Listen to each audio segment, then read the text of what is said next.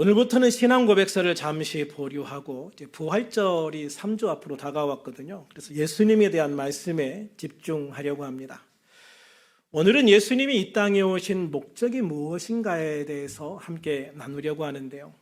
오늘 본문에 보면 예수님께서 십자가를 향해 가시는 마지막 여정 중에 여리고라는 도시에 들리는 장면이 나옵니다. 예수께서 여리고로 들어가 지나가시더라. 삭개오라 이름하는 자가 있으니 세리장이요 또한 부자라. 그가 예수께서 어떠한 사람인가 하여 보고자 하되 키가 작고 사람이 많아 할 수 없어 앞으로 달려가서 보기 위하여 돌 무화과 나무에 올라가니 이는 예수께서 그리로 지나가시게 되밀어라. 아멘. 여리고는 풍요롭고 화려한 도시였지만 그곳에 누구보다 외로운 한 사람, 삭개오라는 사람이 살고 있었습니다. 그는 세리장이었습니다. 쉽게 말하면 지방 세무소 소장 같은 그런 사람입니다. 되게 높은 직급을 가지고 있는 사람이죠. 그리고 여리고라고 하는 것은 굉장히 부유한 도시입니다. 그 지역에서 예루살렘 빼고 제일 부유한 도시입니다. 큰 도시입니다. 그러니까 세무소라고 해도 굉장히 규모가 큰 그런 세무소였을 것이고 그 세무소를 책임지고 있는 사람이 이 삭개오라는 사람이었죠. 그래서 그는 당연히 부자였을 겁니다. 굉장히 돈이 많은 사람이었을 겁니다.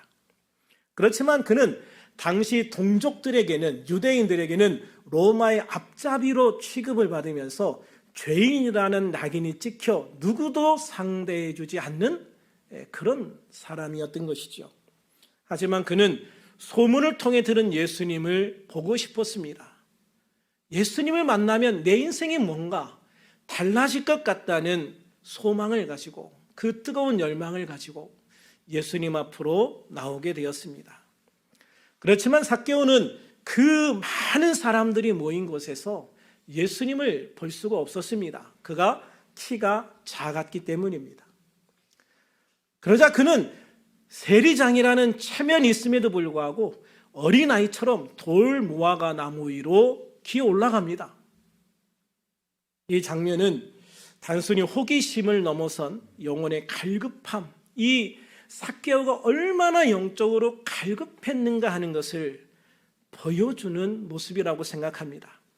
마치 시편 기자가 하나님이여 사슴이 시냇물을 찾기에 갈급한 같이 내 영혼의 주를 찾기에 갈급하나이다라고 고백했던 것처럼 삭개오는 자신의 부와 명예로도 채울 수 없었던 그 마음의 빈자리를 채우기 위해서 예수님을 만나기를 갈망했던 것입니다. 나무 위에 숨어있던 삭개오에게 놀라운 일이 일어납니다. 예수님께서 그곳에 이르러 발걸음을 멈추시고 위를 쳐다보신 거예요. 위를 쳐다보시는 예수님과 밑을 쳐다보는 삭개오의 눈이 어느 순간 딱 마주쳤을 겁니다. 그때 예수님이 정말 놀라운 말씀을 주셔요. 삭개오야 내려오너라. 내가 오늘 내 집에 유하여야 하겠다. 처음 보는 분인데 삭개오 자신의 이름을 알고 불러주는 겁니다. 예수님은 이미 이곳에 삭개오라는 사람이 있고 그가 정말 영적으로 갈급해하는 사람이고 그가 예수님을 만나고 싶어 이 나무에 올라가 있다는 것을 이미 아셨던 것입니다. 하나님이시니까요. 이것이 복음의 핵심입니다. 우리가 주님을 찾기 전에 주님이 먼저 우리를 찾아오신 겁니다. 요한복음 15장 16절에서 너희가 나를 택한 것이 아니요 내가 너희를 택하여 세웠다라고 말씀하신 것처럼 너희가 나를 택하신 것이 아니라 내가 너희를 택하여 세웠다라고 말씀하신 것처럼 예수님은 이 세상에 외면한 죄인 삭개오의 이름을 다정하게 불러주시고 그에게 다가오신 겁니다. 한 동네 사람들도 그를 볼 때마다 침을 뱉고 저주하면서 불러주지 않았던 그 이름, 하나님의 아들이 직접 그 이름을 불러주셨을 때 삭개오의 닫혔던 마음은 단번에 열리게 됩니다. 예수님을 향해서 그 마음이 활짝 열리게 되어지죠. 보면 6절과 7절에 보면 급히 내려와 즐거워하며 영접하거늘. 급히 내려와, 망설이지 않았다는 거죠. 그냥 정신없이 내려왔어요. 그러면서 너무 기뻐하면서 예수님을 영접했어요. 그럴 때 뭇사람이 보고 수군거려 이르되 저가 죄인의 집에 유하러 들어갔도다 하더라. 삭개오는 급히 내려와 즐거워하며 예수님을 자기 집으로 모셔드렸지만 주변의 시선은 곱지 않았습니다. 사람들은 저가 죄인의 집에 유하로 들어갔도다 라고 수군거렸죠. 이것은 어떻게 보면 굉장히 순화시켜서 기록을 한 거예요. 당시 사람들에게 세리는 굉장히 큰 죄인입니다. 로마, 자기 나라를 정복하고 압제하고 있는 이 로마에 가장 적극적으로 협력하는 사람들이 세리였거든요. 우리나라 예전에 일제시대 때, 일제강점기 시대를 생각을 해보면 그때 일본에 앞장서서 뭔가 협조했던 그런 사람들을 연상하시면 되는 거예요. 그때 우리나라 사람들은 그런 사람들을 대놓고 뭐라고는 못했겠죠. 뒤가서 이렇게 뭐라고 했겠죠. 그런데 이들은 아주 대놓고 무시하고 대놓고 욕했거든요.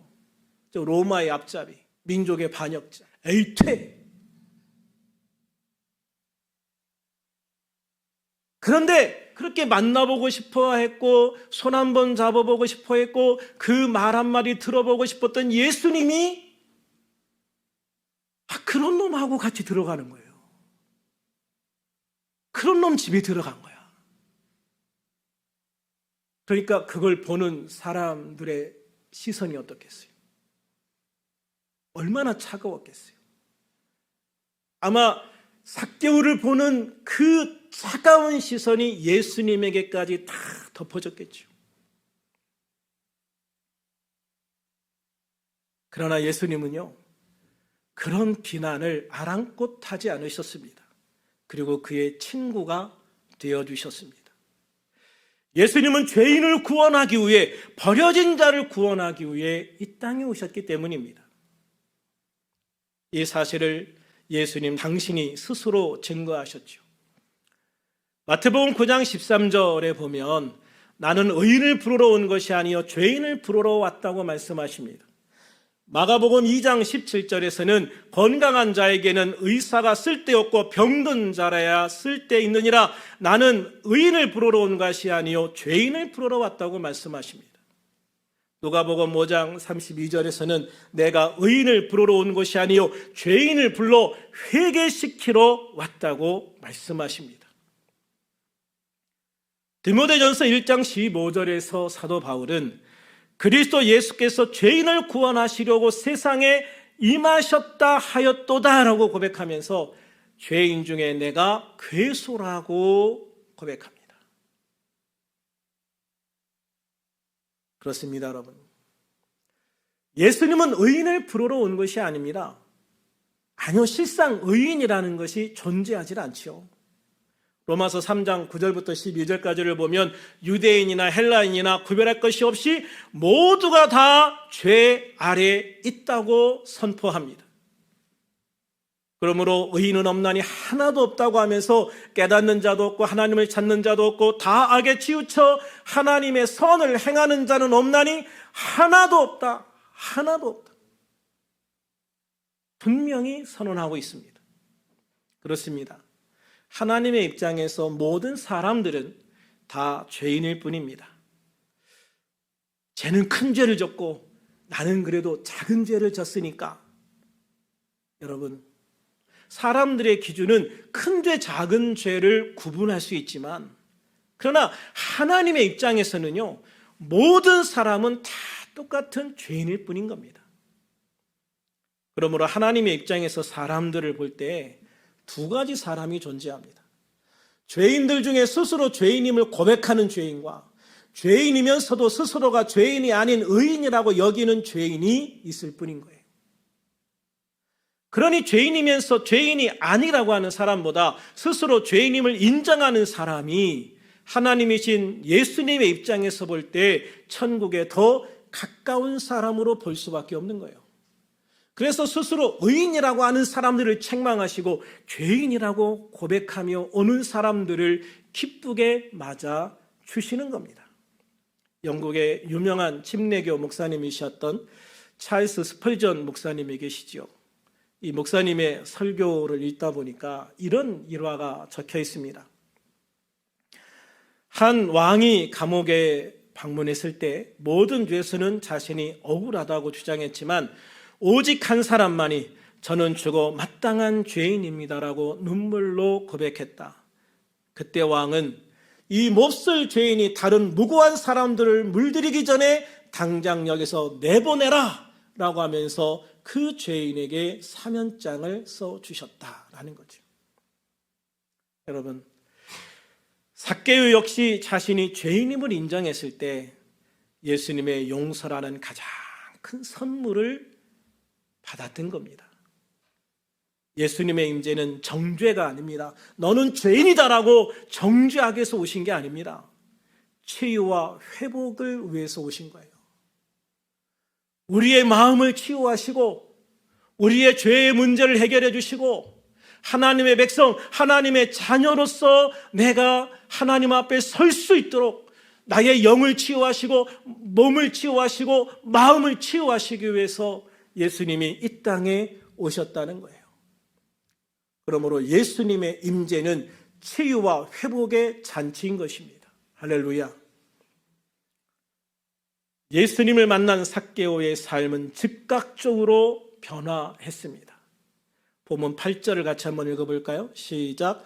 삭개오가 서서 주께 여짜오되 주여 보시옵소서 내 소유의 절반을 가난한 자들에게 주겠사오며 만일 누구의 것을 속여 빼앗은 일이 있으면 네 갑절이나 갚겠나이다. 아멘. 구약의 율법에 의하면요, 이런 경우 2배를 배상하도록 하고 있습니다. 그러나 삭개오는 4배를 갚겠다고 선언합니다. 그것도 무려 재산의 절반을 이미 뚝 떼어서 가난한 사람들에게 주고 남은 반을 가지고 내가 혹시 누구에게 손해를 끼쳤으면 4배를 갚겠다고 선언하는 겁니다. 여러분, 이게 쉬운 걸까요? 아니요, 쉽지 않아요. 삭개오는 그동안 사람들의 멸시 속에서도 돈만 있으면 된다고 생각하고 살아온 사람이에요. 그가 세리가 되기로 결정하기까지 그는 돈이 제일이다, 돈만 있으면 된다라고 하는 강력한 생각을 가지고 있었을 거예요. 그래서 그는 돈을 위해서, 돈을 벌기 위해서 가족과 멀어지고 친척들과 멀어지고 동네 사람들의 멸시를 받는 존재가 될 수 있었던 거예요. 그런데 여러분, 예수님을 만나고 나서 보니까 그 돈이라는 게 그렇게 중요하지 않다는 생각을 하게 된 거예요. 예수님의 인정을 받고 나서 보니까 예수님이 자기의 이름을 불러주는 순간, 예수님이 자기 집에 들어가는 순간, 예수님이 자기와 함께 앉아서 음식을 먹는 순간, 내가 지금까지 무엇을 위해 살아왔지? 내가 정말 도대체 무엇을 위해서 살아온 거야? 지금까지 살아온 그 모든 가치관들이 와르르 무너지고 주님을 보게 되어진 것입니다. 그리고 그는 그 죄를 용서받았던 기쁨이 너무나도 컸던 거예요. 그래서 주님, 제 자산의 절반을 뚝 떼어서 어려운 사람들에게 줄게요. 그거는요, 구원의 기쁨을 표현하는 거예요. 내가 4배를 갚겠습니다. 그것은 자신이 지금까지 살아온 삶에 대한 회개입니다. 여러분, 이처럼 회개는 입술에서 말만으로 그치는 게 아니에요. 삶의 방향이 바뀌는 것입니다. 그래서 예수님을 믿은 사람들은 삶의 방향을 바꿀 수 있는 거예요. 내가 무엇이 가장 중요한지, 가장 중요한 것이 무엇인지를 다시 내 삶에서 조정할 수 있게 되어지는 거예요. 여러분, 삭개오처럼 돈만 바라보고 살아온 사람들 행복할까요? 여러분, 지금까지 삭개오는 돈이 인생의 전부였는데 예수님을 만나고 나니 돈보다 더 소중한 게 보이고, 더 중요한 게 보이고, 더 가치 있는 게 보이고, 그래서 그의 삶이 변화되어진 것이죠. 에스겔서 36장 26절의 말씀처럼 주님은 삭개오의 굳은 마음을 제거하고 부드러운 마음으로 바꿔주신 거예요. 그러므로 여러분, 정말 우리들도 이 부활절을 앞두고 한번 생각해 보기를 원해요. 혹시 내가 하나님보다 더 중요하게 생각하는 것이 있는가? 내가 예수님을 믿고 예수님을 만났다고 하면서 과연 나는 무엇을 위해 살아가나? 무엇이 내 삶의 가장 중요한 가치인가? 무엇이 내 삶을 이끌어가고 있고 무엇이 내 삶의 목표인가? 무엇이 내 삶의 목적인가? 한번 여러분, 우리 자신을 돌아볼 필요가 있다고 생각을 해요. 그리고 정말 하나님보다 더 중요하게 생각하는 것이 있었다면 그거를 주님 앞에 내려놓고 주님이 내 인생의 가장 소중한 존재가 되어지기를 소망합니다. 여러분, 내가 내려놓으면요 그게 없어질 것 같지요? 아니에요. 내려놓으면 주님은 다른 방법으로 채워주셔요. 내려놓으면 주님은 더 많은 것으로 다른 방법으로 채워주신다니까요. 하나님은 결코 우리를 손해보게 하지 않으세요. 하나님은 결코 우리를 실망시키지 않으세요. 하나님은 신실하신 하나님이시고 전능하신 하나님이시고 우리를 사랑하시는 하나님이십니다.